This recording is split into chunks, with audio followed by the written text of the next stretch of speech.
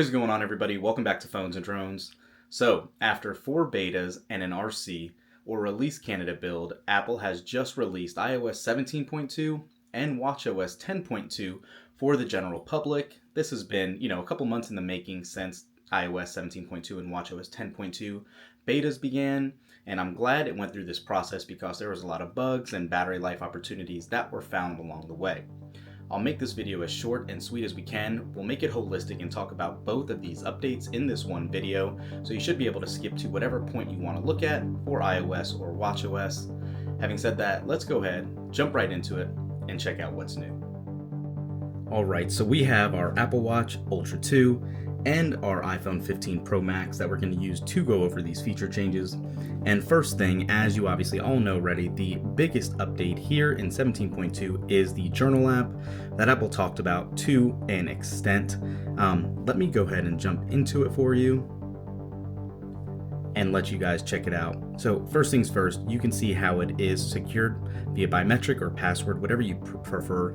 It is locally stored, it's not shared anywhere, and you can see how basic it is for a layout and all that. There is not too much to this aside from just your journal entries. If you want to add a new one, all of these suggestions that it does offer are very neat and cool, and you can see you can add workouts, locations, voice notes, whatever you like in the app for the new entry. And again, this is recommended. You have recents as well if you want to see what you have just done and added as needed here. So I think it's great if you're into journaling and tracking everything like that. It is a very basic app. The only other options you have obviously is a filter option right here for all entries or reflections. So nothing too extensive. Sometimes people might prefer to have more details added or more options, but that is not here in this initial deployment. Beyond that, one thing that I want to knock out here first too is what Apple didn't include that was in all of the betas prior, and that is Apple Music collabs playlists.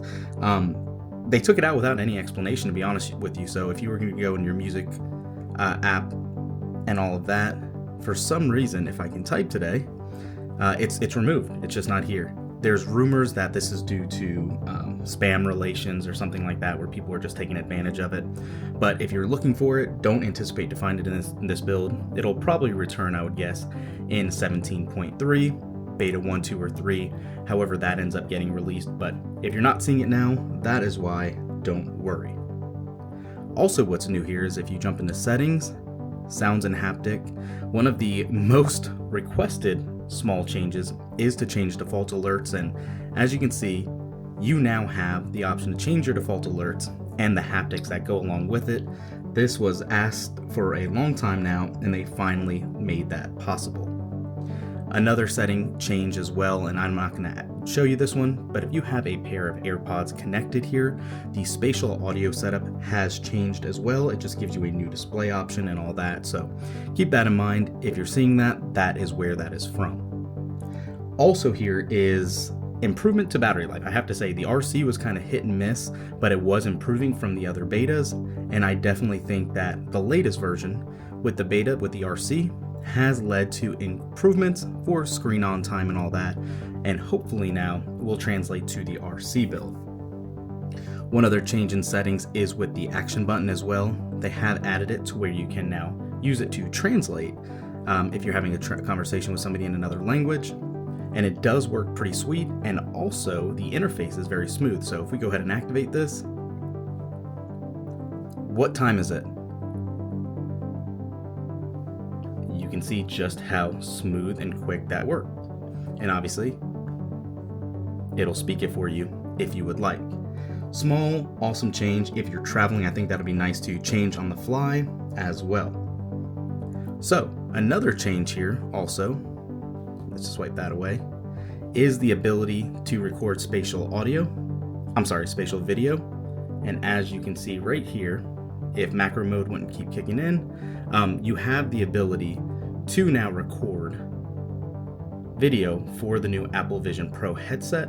However, if you activate this, and you can see exactly what that symbol looks like, it does restrict recording to 1080p 30 frames per second. It does require lots of lighting for best quality. It lets you know that when you set it up, but it is a new feature that is added nonetheless. There were also a couple of new widgets they added here, and let me scroll here and just add them for the clock and weather. For the clock first, it is a new digital clock right there. I think it looks pretty good. If you want to add it, obviously just drag it like you traditionally would. And then also for weather, let's go down to weather here. Oops.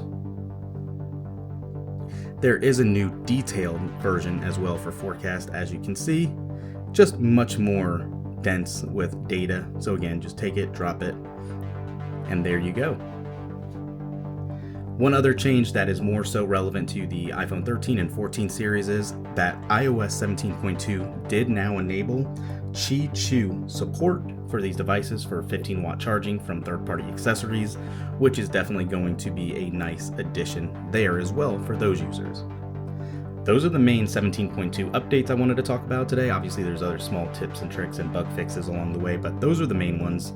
So for now, moving on to watchOS 10.2, obviously a lot more limited as far as what's new, but jumping right into these changes here, if you followed our other videos, you know one of our biggest ones that we're so happy they brought back is the swipe to change watch face one, and as you can see, it works like it used to in the past. In order to activate that, all you're going to do is, let's just do it this way to make it easy, you're going to go into settings, and it's kind of tucked away strangely. You need to actually go to clock instead of display, and the first option there is swipe to switch watch faces. Once that's enabled, you can do it exactly like you used to in the past and all of that. Siri does also have updates to where it can now access health data.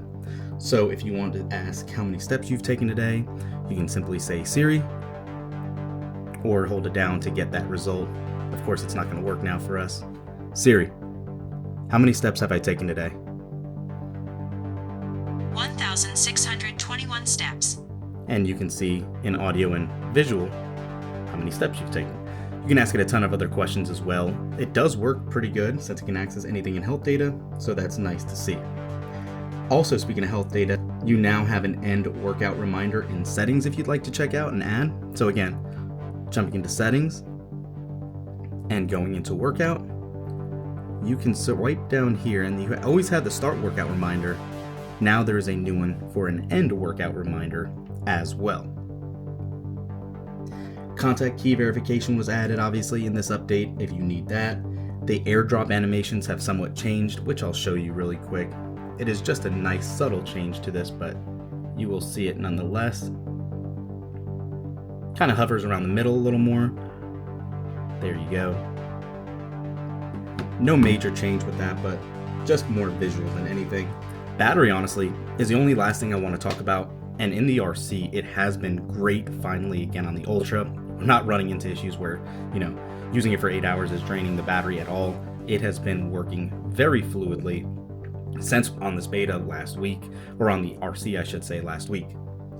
Those are the majority of the changes on watchOS 10.2 as well. Again, small other bug fixes were implemented as well, but as far as new items, that's what you're going to get in these updates. Go download it. They're all OTAs at the moment. Let us know in the comments down below how battery life is treating you guys, what new features you want, and what's really missing. Thanks for watching, guys. We'll catch you in the next one. Peace.